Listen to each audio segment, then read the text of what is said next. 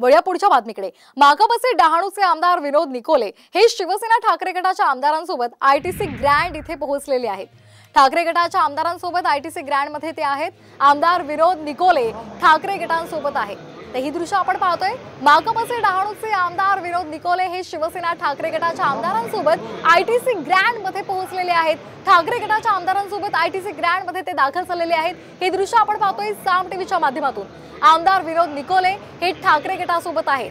तर माकपचे डहाणूचे आमदार विनोद निकोले हे शिवसेना ठाकरे गटाच्या आमदारांसोबत आयटीसी ग्रँड इथे पोहोचलेले आहेत। या संदर्भात अधिक माहिती घेऊयात आमचे प्रतिनिधी गिरीश कांबळे यांच्याकडून। गिरीश, काय अधिकचे अपडेट्स आहेत? आपण पाहिलं तर आता ठाकरे गटाचे आमदार आहेत ते परळ येथील आयटीसी ग्रँड सेंट्रल हॉटेलमध्ये आहेत आणि आता या ठिकाणी शिवसेनेचे नेते खासदार संजय राऊत देखील पोहोचलेले आहेत। याशिवाय अरविंद सावंत आहेत हे देखील पोहोचलेले आहेत। थोड्या वेळातच सर्व आमदार आहेत ते त्यांच्या गाडीने आहेत ते विधान भवन स्टेशनने निघतील। विशेष अशी काही शक्ती प्रदर्शनासाठीची काही बस वगैरे काही आयोजन करण्यात आलेलं नाही, तर त्यांच्या गाड्यांमधून आहेत ते सर्व आमदार आहेत ते जाणार आहेत। काल रात्री उद्धव ठाकरे यांनी मार्गदर्शन केलेले आहे।